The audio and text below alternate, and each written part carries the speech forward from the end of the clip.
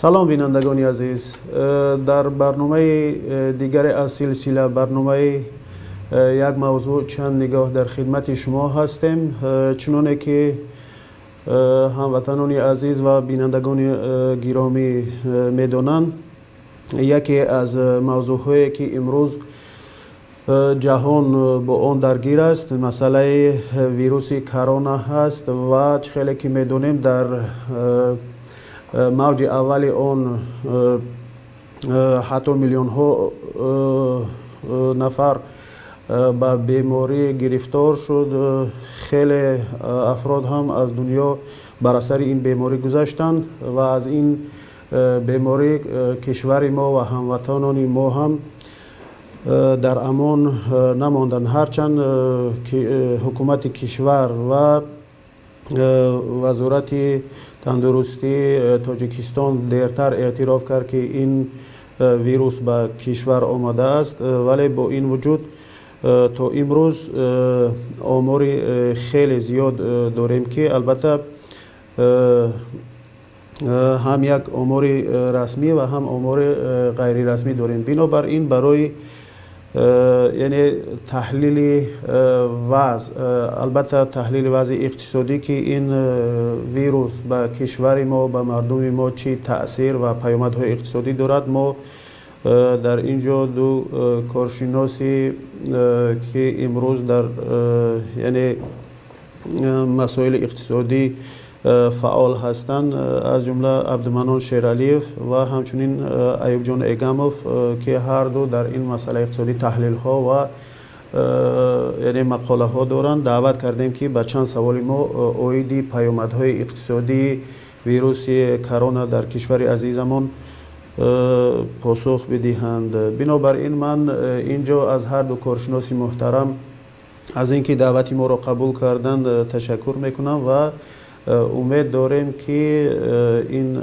از نظرهای دو کارشناس محترم استفاده کنیم و کمک برای حل این مشکل در کشور عزیزمان شود. من با این مقدمه یعنی کوتاه میروم به مطرح کردن سوال ها و اول از محترم ایوب جان ایگموف میخوام بپرسم که تا امروز وزارت تندرستی تاجیکستان یک آمار ارائه کرده است درباره گرفتاران کووید 19 در کشور. من در همین اول میخوام بپرسم که آیا شما باور دارید به این آماری که از طرف وزارت تندرستی کشور پیشنهاد می شود؟ السلام علیکم. یکمش تشکر که به برنامه خود دعوت نموده. اویدی آماری که حکومت جمهوری تاجیکستان به همگان پیشنهاد کرده است، همین را گفتنی هستم که من باوری دارم که با این آمار حتی خود طرفداران حکومت نیز باوری ندارم، برای آنکه این آمار قلبکی حتی گفتن اشتباه میشد. این تماما یک مسخره بازی است. برای فهماندن آنکه برای چی این آمار تماما نادرست است، همین را گفتنی هستم. بیارید من مثال مقایسه میکنیم با آمارهایی که دیگر دولت‌های گوییم که نمیگیریم، دولت‌های اروپایی و امریکا رو میگیریم، دولت‌های کمی گوییم که با تاجیکستان شباهت دارد. همین ها رو به مثال میارم. مثال دولت آذربایجان. دولت آذربایجان نیست دولتی گوییم که دیکتاتوری است. سر قدرت آن یک نفر اول پدرش بود، تازه پسرش چند سال ایستاده است. همین را گفتنی هستم که در آنجا نیز حرکت میکنن که آمار رو با سیاست دولت چخیل که گوییم وابسته کنن، لیکن با این نگاه نکرده. در آذربایجان همین آماری که من گرفتم با 15 اکتبر شماره عمومی سرایت یافتگان 43280 نفر، انکن فافتیدگان 619 نفر. باید قید نماییم که اهالی آذربایجان قریب برابر اهالی تاجیکستان است، تخمینا 10 میلیون اهالی دارد. امور سیاسیش هم گوییم که شباهت دارد به تاجیکستان، یعنی خود از همین امور حتی آذربایجان امور تاجیکستان 10 مراتبه فرقیت دارد. اکنون همسایه آذربایجان ارمنستان که در حال حاضر هر دوی آنها در حالت جنگ هستند نسبتاً دموکراتی تر هست. از همین پیدا شدن کرونا ویروس آنها حرکت کردن همین آمار خود را شفاف معرفی کنند. اکنون در ارمنستان که تخمینا 2,800,000 نفر اهالی دارد که از آن قسم زیادش چون تاجیکستان در مهاجرت است. اکنون آمار ارمنستان به 15 اکتبر زیاده از 60,000 نفر سرایت یافتگان و 1,300 نفر در عموم ففتیدگان. نسبتاً شفاف گفتن ممکن است. نسبتاً اگر ما گوییم که تاجیکستان مثل ارمنستان اگر شفافتر آمار را پیشنهاد میکرد تخمینا حاضر با اهالی که ما داریم ممکن است 180-200 هزار نفر سرایت یافتگان به قید گرفته میشد. ففتیدگان باشد تخمینا 4,000 نفر. لیکن میبینیم که چنین نیست. همون 180,000-200,000 هم این شماره انیق نیست. علاکه انیق عالمان متخصصان انیق کردن که همه اون سرایت یافتگانی که تشخیص شدن و انیق کرده شدن تمام آمار را نشان نمیدهد. 80% گوییم که سرایت یافتگان به یگان سیمپتوم به یگان نشانه های کسلی میگذرانند اون کسلی را. مثال حاضر در ایتالیا 300 و چند هزار سرایت یافته باشد. بعضی فکرها است که شماره عمومی سرایت یافتگان از 2 میلیون زیاد است. حتی در مسکو در موج یکمش میری شهر مسکو سبیانین گفته بود که به حساب آنها تخمینا 1,200,000 نفر سرایت یافتگان در عموم وجود دارد. لیکن آن که انیق شد تشخیص شد شمارش دیگر است. برای من باوری دارم که آمار تاجیکستان یگان و نیست. مثال با امروزی که دیروزی که من آمار را دیدم گفته شده است که 80 نفر ففتیدگان در عموم 80 نفر است. اگر من گویم که خود از شخصانی که من خودم شخصا میشناختم علاکه من در موج اول حساب کرده بودم که از 15 نفر گذشته بودن علاکه 25-30 نفر شدن. از این برمی آید که همه 80 نفر 30 نفرش علاکه من میشناختیم ففتیدگان را. این حتما این معنای دارد که آمار تماما نادرست است.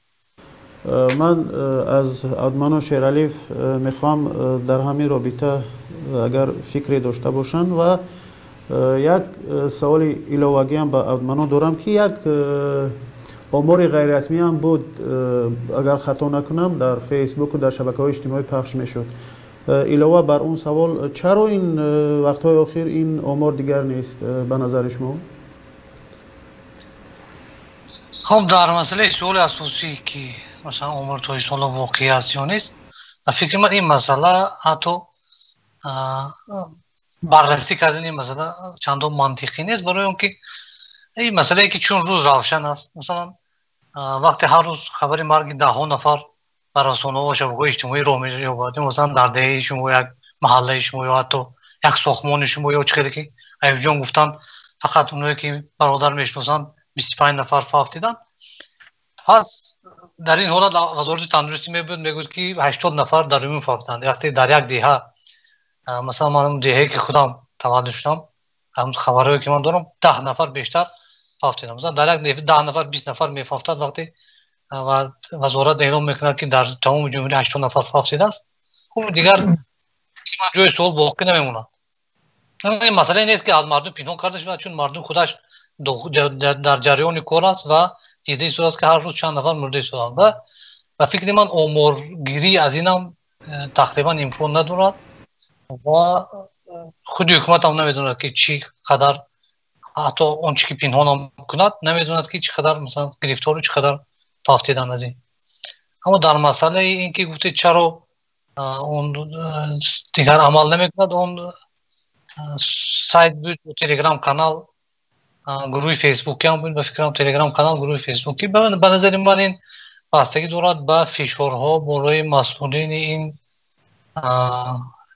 تلگرام کانال که بالاشون فشار آوردن تا که چی رسانه‌ای نشد. لیکن من راستی منطق همین عملکرد این بوده نمیفهمم و چرا اون چیزی که تمام کشور میدوند، هر یک ساکن میدوند، باید پنهان کرده شود. سلامت باشید. میگذاریم با سوالی بعدی. خوب خیلی که میدونه وضعیت اقتصادی یعنی تقریبا در همه کشورها وابسته به کرونا، یعنی بعد از اینکه کرونا شروع شد در بسیار جاها خیلی ضربه شدید به اقتصاد کشورها وارد کرد.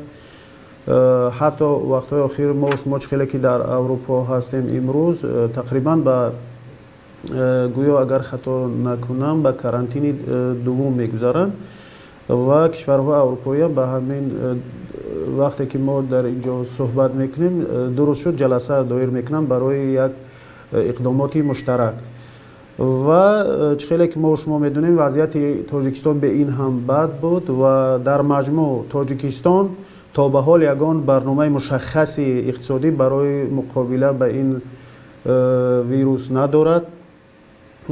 از بنابراین من میخوام سوال این طور مطرح کنم که وقتی کشورهای اروپایی با هم اقدامات مشترک دارند در منطقه که تاجیکستان هست اقدامات مشترک کشورها نیست و پس این کرونا چی پیامد اقتصادی میتواند برای کشور ما و مردم داشته باشد؟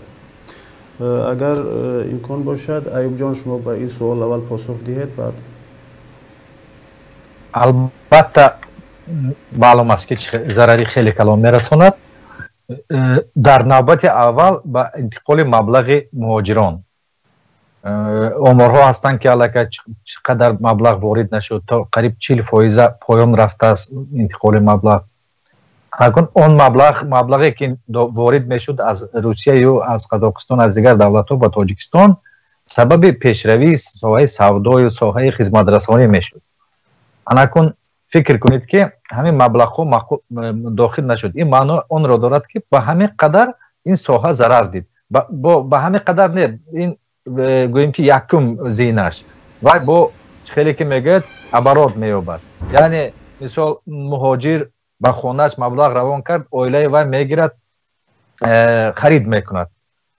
سوداگری که محصولات خود را فروخت آن پول را میگیرد و خود را با این، یعنی اگر گوییم که 200 میلیون دلار کمتر وارد شد، این چند مراتبه گوییم که گرد میزند، بسیارتر ضرر میرساند. انکتون حساب همین ساحه سودا خیلی ضرری کلان دید. من چند شناسا دارم که تماما میگن سودا برد، هیچی سودا نیست، اندازها رو سپاریدن در کار، اجاره پولی سپاریدن در کار. عموما گیریم اگر از طرف اقتصادی خیلی ضرری کلان میرساند. تشکر. که منان شما در این مورد فکرتون میگفتید؟ خب متاسفانه در این بحران بزرگترین ضربه رو کشورهای استعمال کننده و صادر کننده قوه کاری میبینن که تاجیکستان به هر دو این گروه هم شامل شده. یعنی هم یک کشور استعمال کننده است هم یک کشوری که قوه کاری صادر میکنند. از ما شاهدیم که در نتیجه بحران هزارها شرکت و کارخانه‌های بزرگ میانه از کار ماندند و این روند، یعنی از فعالیت ماندن یک شرکت و کارخانه با پیشبینی اکثر کارشناسان 2-3 سال دیگر ادامه خواهد کرد. یعنی همین روند بسته‌شوی کارخانه ادامه خواهد کرد. میلیون ها نفر خصوصا اونایی که در ساحه‌های خوراک یا تفریحی رزلیجین جای کار میکردن جای کارشون از دست دادن که بین اینا مهاجرا کم نیستن. چند از نوبت به ساختمان بازار اینا چندان نرسیده است. رسیدگی تاسیس هست لیکن بحران شدید در این ساحه چند شروع نشده است. لیکن حتما بحران همین خصوصیت دارد که حتما به ساختمان ها میرسد، به بازارها میرسد و امکان زیادی از کار موندن ساختمان ها یعنی کم شدن جای کار در ساختمان ها و بازار ها وجود دارد. طبیعی است که در نتیجه این بین از پیش از همه مهاجرین کاری ضرر میبینند و اونا جای کارشون از دست میتین. و وقتی که مهاجرون جای کارشون از دست دادن و کشوری که 60-70% مجموع مسائل داخلیش از حساب پول مهاجرون پیدا می شود یعنی اجرا می شود، طبیعی است که معلوم است که چقدر این ضرر می بیند و چقدر ضربه جانکو خواهد و نظر من به این نظرم که این اونچه که حاضر ما می بینیم از بحران در کشور مثلا مشاهده میکنیم چقدر که جون گفتم سودا مرده است اما بسته شدن چند کارخانه رو شنیدیم و نرسیدن پول نگرفتن ماهانه چند کارگران بودجه و غیره درک داریم. این به نظر من حالا هنوز قسم بالایی همون آیسبرگ است که ما دیده شده. هنوز زمانی بحران سراسری در تاجیکستان شروع نشده است و اون به مراتب شدیدتر از اون چه حاضر ما میبینیم خواهد بود. تشکر. سلامت باشید. خوب میگذاریم به سوال بعدی. خوب خیلی که ما شما میدونیم چند روز پیش در تاجیکستان انتخابات برگزار شد. اکثر مردم منتظر گویا انتخابات بودند که بعد از انتخابات چی می شود. خب بعضی نظرهای هست که یعنی این گونه فرضیه وجود دارد که گویا بعد از انتخابات حکومت سر صدا میکند که ما یعنی ضربه شدید خوردیم از این پاندمیا و اقتصاد یعنی پس رفت، بنابراین از سازمان ها و کشورهای دیگر طلب کمک میکند. یعنی سوال من این است که آیا حکومت میتواند به کمک کشورها و سازمان های بین المللی امید بندد؟ در حالی که ما با فکرم اگر خطا نکنم دیروز بود که خبر در رسانه ها پخش شد که گویا برای یعنی روغن و شکر الکی که نرخ بالا رفته است مردم نوبت میپایند در شهر دوشنبه. ایوب جان مرحمت. اگر حکومت با این طرز راه گرفته باشد خیلی خیلی خطا خورده است، برای آنکه برای کمک گرفتن از تشکیلات های بین الملل از دولت های دیگر گوییم که برعکس حکومت باید از شفافیت کار میگرفت و حالت اصلی را نشان میداد. اگر حتی لازم باشد وایم میکرد که در تاجیکستان شرایط خیلی خیلی دشوار است، با ما کمک کنید. برعکس تاجیکستان بعد تمام شدن گوییم که موج یکم ایدی کدو ایدی خربوزه و ایدی وای کرد که تمام یعنی کرونا ویروس در تاجیکستان مغلوب شد. این خیلی خطا بود. اگر با آمار حاضره تاجیکستان نگاه کنیم چنین بر می آید که شرایط تاجیکستان، شرایط کرونا ویروس در تاجیکستان یکی از بهترین ها در جهان است. با آمار حاضره نگاه کنیم. برای همین من باوری دارم که خیلی دشوار می شود با این آمار جامعه جهانی را باور کنند که در تاجیکستان شرایط وضعین است. برای همین فکر میکنم که این فکری خطا بود.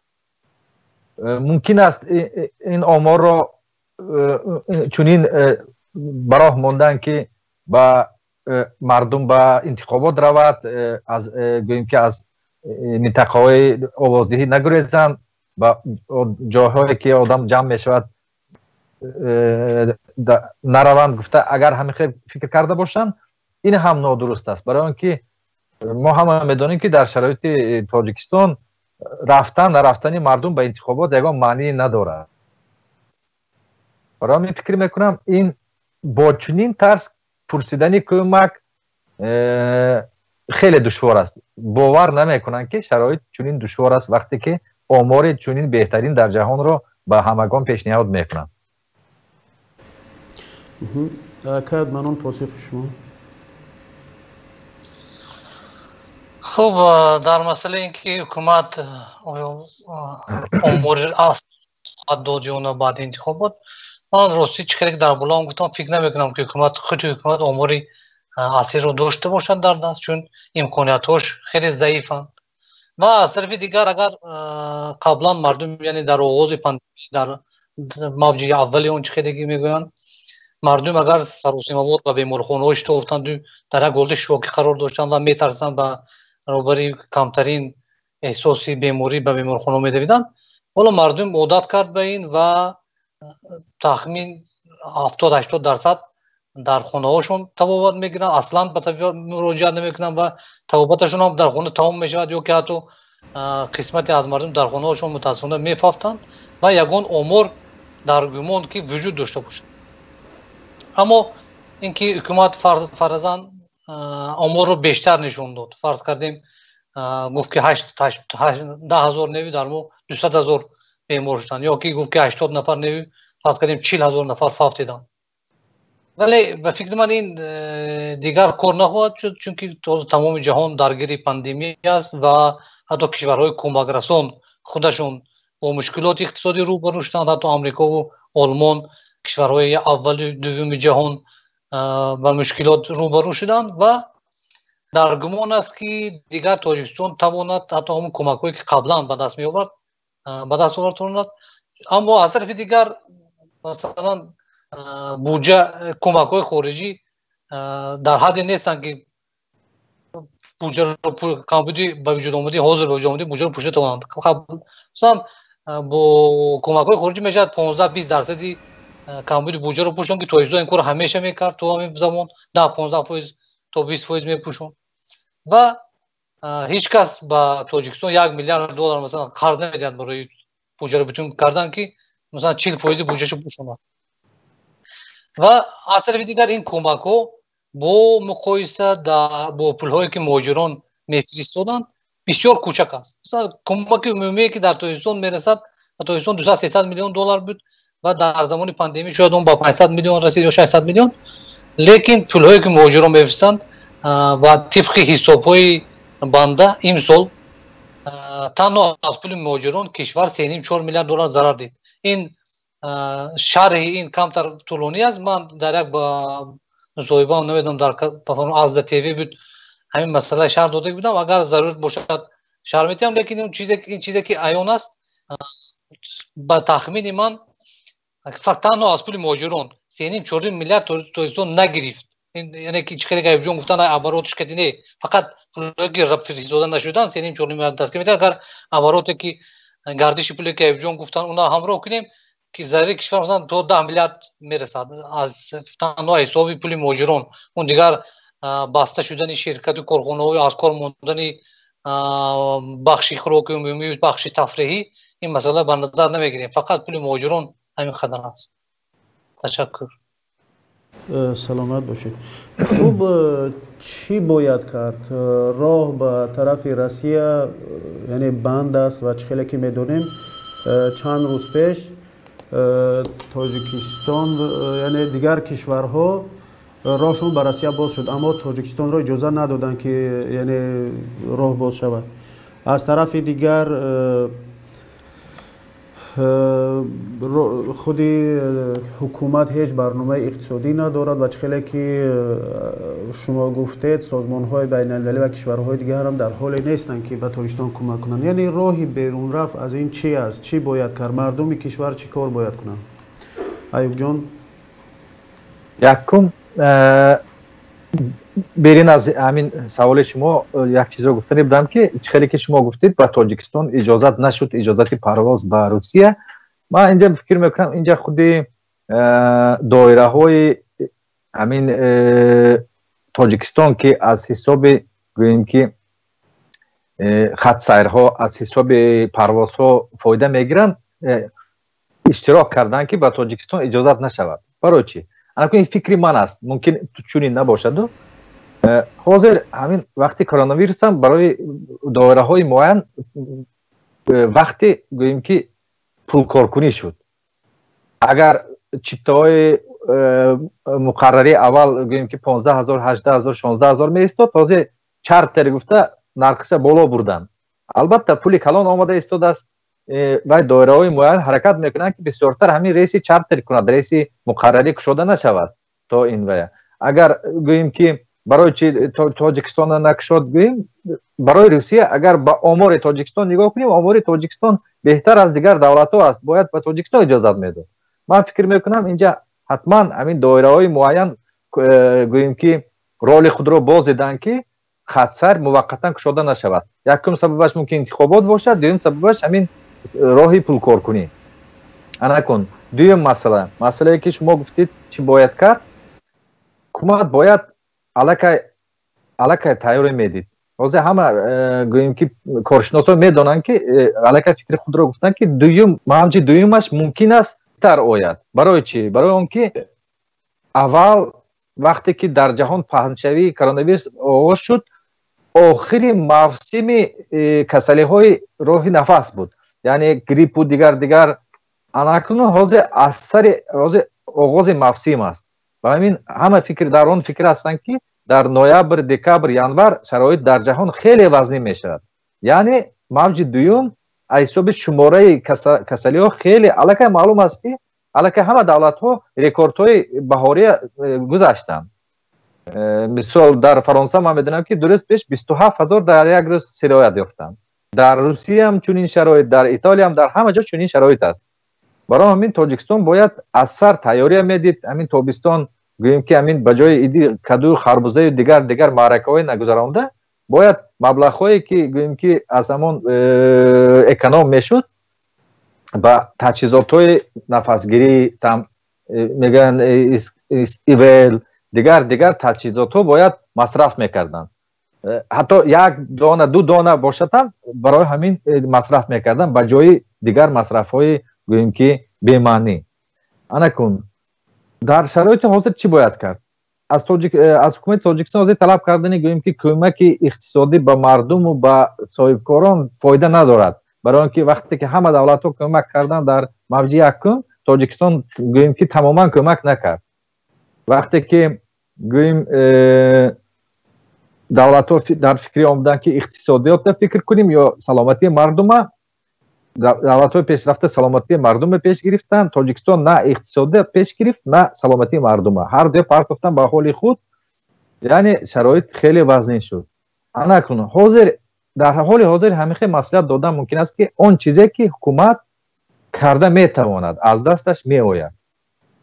مثال می شود تمام دانشگاه ها را با گوییم که دیستانسیون ابوچینی گذراند. صنف‌های بالایی را نیست. انا کن بعضیا فکر کردن است ممکن است که در تاجیکستان اینترنت سست است، دیگر شرایطی گوییم که با واسطه اسکایپ یا زوم گذراندن درس‌ها ممکن نیست. لیکن همین رو باید گوییم که قریب همه شهروندان واتساپ و وایبر دارند. میشد مثال همون درس‌ها رو با واسطه همون معلم‌ها مثال صورت گرفته همچون صورت روان کنند. به همین هم همه میدونن که مثال من خودم سابق استاد دانشگاه میدونم که در دانشگاه ها 80% نه برای گرفتن علم میروند، 80% برای دیپلم، برای گوییم که اتوریته، برای پرستیژ، برای گرفتن از خدمت حربی میروند. برای همین میشد دانشگاه ها رو گوییم که مکتب های صنف های بالایی رو از موقتا به دیستانسیون همیخل با واسطه واتساپ و وایبر گذرانند. مثال حتی همیخل کردن ممکن است که یک هفته دیستانسیون میخوند، هفته دیگه مثال همون چیزی که گرفت همون میسپرد، همچون امتحان یا همچون وای. دویم مسئله در تاجیکستان خیلی که من میدونم تمام کارخانه و دانشگاه و مکتب ها در وقتی معین کار آغاز می شود، در وقتی معین تمام می شود. همین ساعت 8 همه جا پوری مارشروتکا اتوبوس هم پوری مردم. البته معلوم است که ما همین در گوییم که وی محدود بسیارتر پهن می شود در اتوبوس و مارشروتکا و دیگر. میشد تاجیکستان، ما این فکر چند 15 سال پیش گفته بودم، برای کمی سبک کردن گوییم که همین وی شهر خوجند تکلیف کرده بودم که باید زینه به زینه باشد، همه جا ساعت 8 آغاز کار نکند، مثل گوییم مکتب ها 9 آغاز کند، کارخانه و مایلش 8، کارخانه دولتی 7.5، بعضی ویا از 10 همین خیلی وقتی تقسیمات میشد مثال کمی سبکتر میشد برای نقلیات مثال همه میدونن که 8 تا 9 مرسودکو همه چی پر بعد 9 ده الکی آدم انتظار شده میشند برای همین این یک تکلیف پیشنهاد دوم این تمام شخصانی که سن سالشون از 60 بالا است و کار میکنن باید از آزاد کرده شوند این چونین معلم و دکتران برای اونکه ما اساسا خیلی که میدونیم پیرانسالان وفات کرده ایستادن لیکن در شرایط تاجیکستان دیده ایستادیم که حتی حاضر جوانان هم فافتیده ایستادن این معنی آن رو دارد که حساب پیرانسالانی که با کسلی خود لیکن سببش کرونا ویروس میشود حساب ندارد مثال دیابت دارد دیگه دارد و با کسلی خود میبرد لیکن سببش این کرونا ویروس است انکنون یعنی از 60 بالا موقتا با ایزولاtsiya روان کرده شود باز یک چیز دیگر تمام گوییم که وایهای طربخانه ها دیگر از ساعت معین محکم کرده شود دیسکتیک و دیگه همش محکم کرده شود در اون جایی که ما میدونیم که جوانان کم کسل می شود لیکن در همه عائله که جوان هست پیرانسال هم هست ما همین پیرانسال جوانان سبب مرگ پیرانسالان شده ایستاده باید همین گوییم که همین چیز رو ترتیب آورد یعنی این مبلغ بسیار طلب نمی کند این وی گوییم که وی ادمنستراتیوی است چاره های اقتصادی نیست من چنین تکلیف داشتم اکنون اگر گیریم گوییم که چاره های اقتصادی چخیلی که در بالا گفتیم تاجیکستان شرایط ندارد که دستگیری زیاد چون دیگر مملکت ها با صاحبکاران و با اهالی عموما از حساب اقتصادی کرده تواند لیکن بعضی سبکی ها کردن ممکن است مثال تمام صاحبکارانی که در اجاره هستند باید با مدتی معین از اجاره پولی آزاد کرده شوند ما میدونیم که قسم زیادی اون بیناهای ویایی که صاحبکارای مایده با اجاره میگیرن با شخصانی ثروتمند و دایره های معین تعلق دارد در شرایط حاضر همه خشده ایستاده است که اساسا سطح پایانی ضرری بسیار دیده ایستاده مثال من بسیار مثال ها را شنیدم که صاحب بینا میگه که با من فرق نداره تو اجاره پولی منته برای همین